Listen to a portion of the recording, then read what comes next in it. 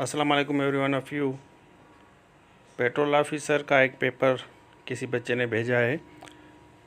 तो वो कह रहे हैं कि काइंडली हमें ये पेट्रोल ऑफिसर की पर्टिकुलरली जो इंग्लिश के क्वेश्चंस हैं ये हमें हल करवाएं। उनको काफ़ी कन्फ्यूजन है। तो आज मैं आपको ये 20 MCQs जो हैं पेट्रोल ऑफिसर के, उसमें मैं आपकी हेल्प करता हूँ कि कहाँ से आ रहे हैं क्वेश्चंस। एक बात ज़हन में रख लें कि फ़ेडरल पब्लिक के जितने भी एग्ज़ाम्स होते हैं उनकी इंग्लिश सिमिलर होती है, 17 और 16 की ऐसा जितना कोई फ़र्क नहीं होता। तो आप ये एक आइडिया ले लें कि क्वेश्चंस कहाँ से आ रहे हैं। तो वन बाय वन मैं आपको एक एक चीज़ क्लियर करूँगा कि क्वेश्चंस कहाँ से आ रहे हैं और उसमें कौन से वर्ड डालने हैं। तो हम कोशिश करते हैं कि हम ये समझें। अब ये देखें, ये this is the paper of petrol officer. ये एक पेपर है और इनका जो ये इंस्ट्रक्शंस है ये आप खुद पढ़ लें।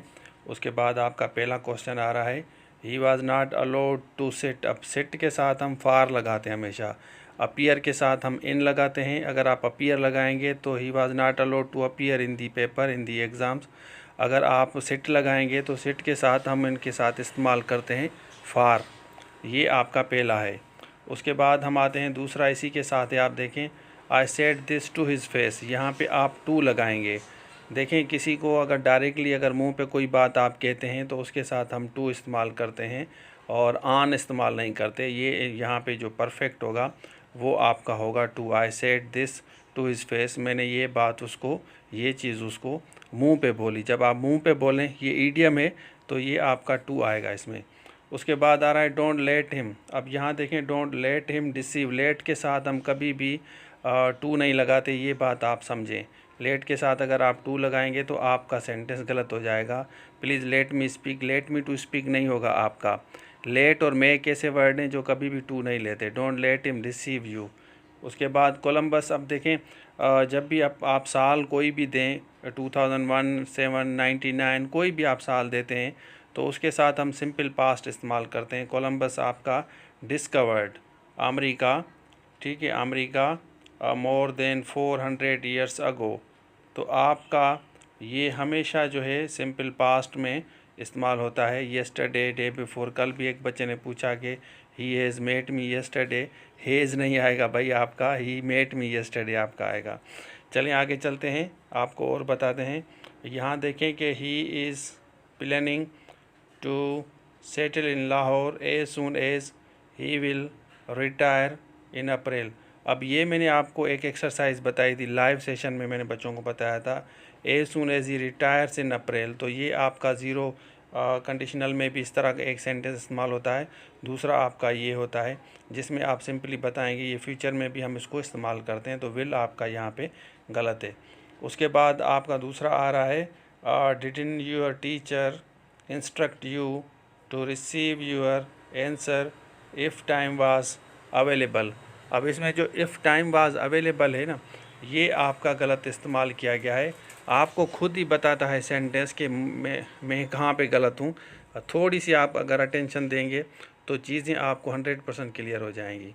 उसके बाद आ रहा है इट इज़ आई, हम इस्तेमाल करते हैं। It is she, it is Ali, it was I, it is she, it is Ali. तो हम हिम इस्तेमाल, इट वाज हिम नहीं इस्तेमाल करते, इट वाज मी कभी भी इस्तेमाल नहीं करते।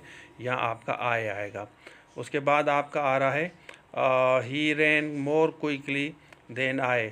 अब यहाँ क्विकली जो अंडरलाइन वर्ड था वो आपका यहाँ पे एडवर्ब है। तो quickly is adverb in the sentences. Noun आपका नहीं है, एडजेक्टिव आपका नहीं है, नन ऑफ देम भी नहीं आएगा। About half of this gigantic, यहाँ एरिया जो है ना ये आपका एडजेक्टिव है। जाइगेंटिक अगर लफ्ज़ आप डिक्शनरी में देखेंगे तो आपको क्लियर मीनिंग देगा, क्योंकि वो उसको मॉडिफाई कर रहा है एरिया को। तो ये आपका एडजेक्टिव होगा। जब मॉडिफाई करता है नाउन को या किसी भी प्रोनाउन वगैरह को तो हम उसको एडजेक्टिव कहते हैं। To keep any more mosquitoes from coming in while the lights were on. अब यहाँ पे ये वाला जो सेंटेंस है ये आपका कॉम्प्लेक्स है, क्योंकि first part of the sentence पूरी मीनिंग नहीं दे रहा, तो ये आपका कॉम्प्लेक्स सेंटेंस होगा।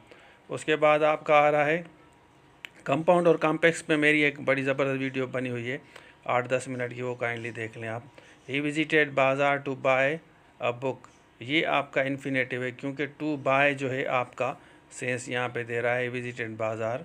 वैसे तो सिंपल आपका इंडेफिनेट टेंस है, पास्ट है, लेकिन ये आपका इन्फिनेटिव टेंस आएगा आपका। उसके बाद दूसरा सेंटेंस आ रहा है, ये वाला सेंटेंस देखें आप, टू चेक फॉर ऑडेसिटी। अब वन हेड बेटर आपका होगा, वन हेड बेटर। ये आपका भाई इसमें बेयर इन्फिनेट इस्तेमाल करते हैं, one head better use litmus.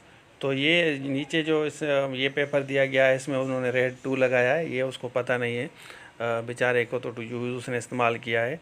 तो क्योंकि ये मुझे पेपर मिला है तो मैं आपको बता रहा हूँ कि कहाँ पे सही होगा। तो पेपर भी मैं आपको दिखा रहा हूँ, उसके साथ साथ मैं बता रहा हूँ कि यहाँ पे क्या होगा। हेड बेटर पे भी मेरी एक वीडियो बनी हुई है, वो आप देख सकते हैं। जितने भी स्ट्रक्चर हैं सारे के सारे स्ट्रक्चर पे मैंने वीडियोस बनाई हैं। अगर मैं कहता हूँ कि मेरे बच्चे, अगर स्टूडेंट जितने भी हैं, अल्हम्दुलिल्लाह अभी भी बता रहे हैं कि फेडरल में काफ़ी हमें फ़ायदा हुआ है आपकी वीडियोस देखने के बाद।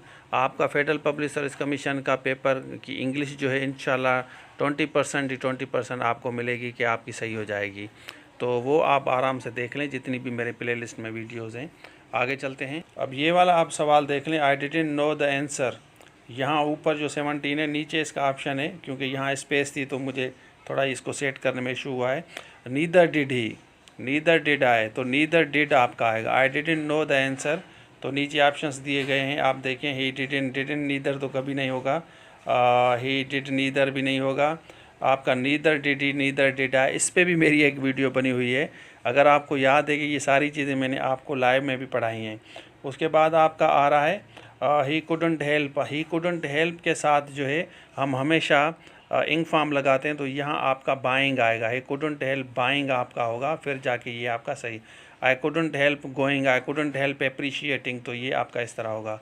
सच boys who are late will be fined, such boys that नहीं आएगा, एज नहीं आएगा, हु, क्योंकि बॉयज़ हैं तो हम हु कहेंगे, तो ये आपका 100% फिर क्लियर हो जाएगा।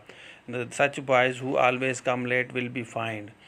उसके बाद आ रहा है आपका इफ़ द टेलीफोन रिंग्स। ये देखें कंडीशनल सेंटेंस की मेरी तो अल्हम्दुलिल्लाह काफ़ी वीडियोस बनी हुई हैं, लेकिन बच्चे देखते नहीं हैं, फिर सफ़र करते हैं। इफ़ द टेलीफोन रिंग्स, अब वो कह रहा है कि अगर बजती है तो मुझे आप please say that I will be back at 7। If the telephone rings, is ringing नहीं होगा। इफ़ द टेलीफोन रिंग्स, अगर बजती है, बज रही है नहीं, अगर बजती है, टेलीफोन रिंग बजती है, तो उसको बताना कि मैं 7 घंटे में, 8 घंटे में, 7 बजे, 8 बजे, कितने बजे भी वापस आऊँगा। इफ़ ही कम्स, हम कह सकते हैं इफ़ ही कम्स, उसे बताना कि मैं 7 बजे आऊँगा। इफ़ ही अटेंड्स क्लास, अगर वो क्लास अटेंड करता है तो से टू हिम या टेल हिम पे द फ़ी। तो इस तरह आपका होता है कंडीशनल सेंटेंसेस की मैंने वीडियोस सारी बनाई, आप देख सकते हैं। तो ये थे आपके 20 क्वेश्चंस। कमेंट सेक्शन में आप मुझे काइंडली ज़रूर बताएं कि ऐसी वीडियोस आपको कैसी, कमेंट्स करना बहुत ज़रूरी है आप लोगों का। हमें एक तो एक दाद मिलती है, दूसरा इंकरेजमेंट मिलती है कि भाई आप ऐसे पेपर बनाएं। अगर आपको ये वीडियो पसंद आई है तो लाइक, सब्सक्राइब और शेयर ज़रूर करें। और अगर आप मेरी रेगुलर क्लास लेना चाहते हैं, आप चाहते हैं कि आप फिजिकली आप लाइव क्लास जूम पे मेरी क्लास अटेंड करें, तो ये आपके पास मेरा नंबर है, आप कांटेक्ट कर सकते हैं।